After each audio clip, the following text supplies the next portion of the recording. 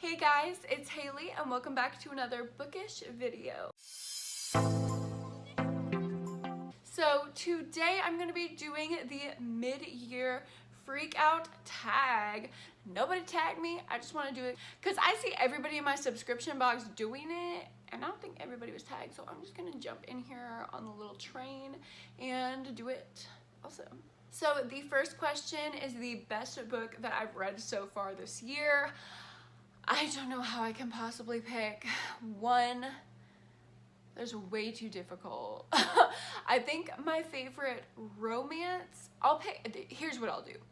I'll pick my favorite contemporary, my favorite romance, and my favorite thriller that I have read thus far this year. My favorite thriller, it's a tie. It's between Pretty Girls by Karen Slaughter and Behind Closed Doors by B.A. Paris. Both of those thrillers, if you're a thriller lover like me, I highly recommend. Absolutely love both of them. A little disclaimer for Pretty Girls though, it is very graphic and very intense. I let my mom borrow it and she was like, what is this? This is terrifying. How did this crazy author even think of these ideas? And I'm like, it's Karen Slaughter, she's a queen. But yeah, if you're squeamish at all, I wouldn't recommend reading that. But Behind Closed Doors is a more domestic thriller and it's still just as thrilling and it takes you on a ride. I felt emotions when I was reading that thriller. That is not something I often feel when reading a thriller. I just want to be scared shitless, but this was, it was intense. My favorite romance of the year is another tie. I won't do a contemporary because there are none that are jumping out of my mind. I'll just do two more romances.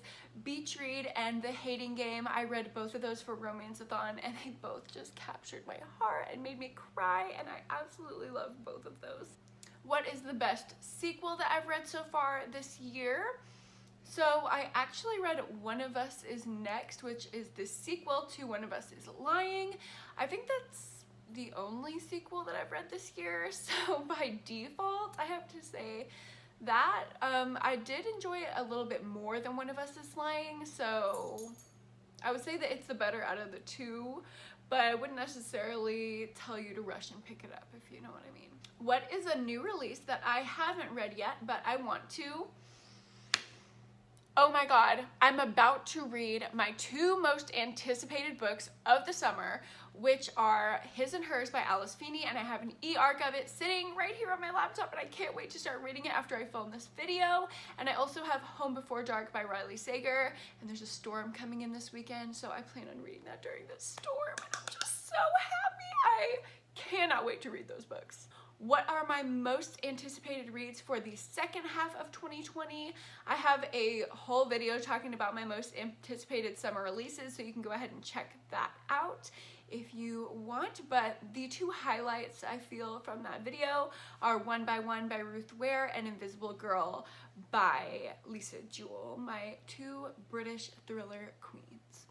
What has been the biggest disappointment so far in 2020? For that, I would say The Two Lives of Lydia Bird. I read it for Romance-a-thon, went in thinking it was romance, the synopsis made it sound like a romance, and it was not. And I wouldn't say it was a bad book by any means, it just wasn't a romance, and that's what I was looking for, so it left me a little bit disappointed. What has been the biggest surprise of 2020 so far? I think I'm gonna say Bunny by Mona Awad. It's a weird, culty, horror, twisty, trippy book, but it was amazing, especially at the end when you're like questioning the entire reality of the world. That one definitely took me by surprise, and it's one of my very favorites of 2020. Do I have a favorite new author? I'm gonna say Taylor Jenkins Reid. And she's not necessarily a new to me author, but I've been getting a lot more into her books during 2020, and I love them all. Like, I don't think I've read a book by her that I don't like, and I have Daisy Jones and the Six on my TBR shelf that I can't wait to start soon, and I'm just gonna buy all of her books and read them because there's not a dud so far. What is my newest fictional crush? I have to say Josh from The Hating Game. That's all.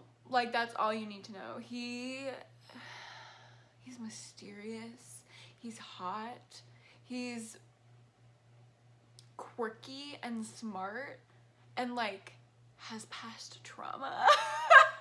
Goodness, I don't know, that man, like when I was reading about him, he did something to me. Like, he's definitely my fictional crush. Don't tell my boyfriend. My newest favorite character in any book ever? Ooh, that's difficult. Okay. I really liked Claire in Pretty Girls. Like, everybody underestimated her, and that's what I really liked about her. Like, everyone thought she was just this rich little suburban woman who didn't know how to do anything, and then she popped off, saved the whole damn day. Like, not to give it away, like, but obviously, like, this is not really a spoiler. Like, when you're reading a thriller, like, you know, like, the main person is gonna, like, save the day. But yeah, Claire from Pretty Girls is phenomenal. But also Millie from Behind Closed Doors. Oh my gosh, Millie. How could I forget about Millie? I love Millie. Okay, I'm gonna have 2 answers for everything if I don't just shut myself up. So moving on. What is a book that made me cry? I don't know, like every book that I read that's not a thriller. Like, I don't know. I read so little outside of the thriller genre that when I do, I'm like, oh my god, I didn't know books could be emotional. But one that was kind of a surprise that I didn't anticipate myself crying over was In 5 Years by Rebecca Surley. So I went into this thinking it was a romance, like most people who started reading this book, just based off the synopsis. But unlike The 2 Lives of Lydia Bird, this actually didn't disappoint me. It was a happy surprise to find out that it was not a romance. I actually liked the way that the story went a lot better. It's more about friendship love than romantic love, and I was weeping. Like, it reminded me so much of my relationship with my best friend, and yeah, I don't know, I'm like getting emotional thinking about it. Like, Ryan, if you're watching this, like, please don't ever get cancer. Like, I will probably just die. Next question is, what is a book that made me happy? So many books, oh my goodness. For that, I would definitely say A Man Called Ove by Frederick Bachman. Oh my gosh, that story is just so heartwarming. If you don't know what it's about an old man who's like crotchety and doesn't want to be friends with any of his neighbors, and his neighbors end up like bringing him out of his shell, and like, it's just so cute and adorable. And I love Ove. He's another one of my favorite characters. I could list so many favorite characters. Favorite book to movie adaptation that you've seen this year? I don't watch a lot of movies. I mean, honestly, the one that's sticking out in my head is one that I read last summer, so this does not count for this year. I don't think I've watched a book to movie adaptation. Oh my god, P.S. I Love You, is that what it's called? The second book in the To All the Boys trilogy. That movie came out on Netflix in February, and I absolutely loved it. It was adorable. As always, Laura Jean and I, we are soul sisters. I love those movies and the books, so that one is my answer for 2020. But actually, the first one that stuck in my mind was The Sun Is Also a Star by Nicola Yoon. I blew through that book in a day and then immediately watched the movie, cried at both, absolutely love. The 2 actors that played like the main love interests, oh my god. That man I don't know his name, but he's in so much, and anytime I watch anything with him in it, I'm like, this guy? Yeah, he's in like everything, and I'm not mad about it, I'll say that. My favorite book review that I've written this year. So I actually don't write many reviews. On Goodreads, I will do a star rating and sometimes add a comment like, oh my god, this was so cute, but like I don't go full on reviews. I actually do write restaurant reviews on my blog, which I always have linked down there in the description, so if you want to look at those, if you're interested at all, that's down there, but I don't really write book reviews. I just talk about them to you. So, the most beautiful book that I bought so far this year. I didn't actually buy this book. It was given to me for my birthday by my good friend Danny, but it is Olive Again by Elizabeth Strout. I think this cover is so beautiful. The colors, the fall vibes. I'm trying to save it until like at least the end of August, early September, because I want to be getting into the fall vibes by the time I read this book. I'm so excited for it. It's a contemporary and it's so cute, and yeah, it's beautiful. So the last question is, what books do I need to read by the end of the year?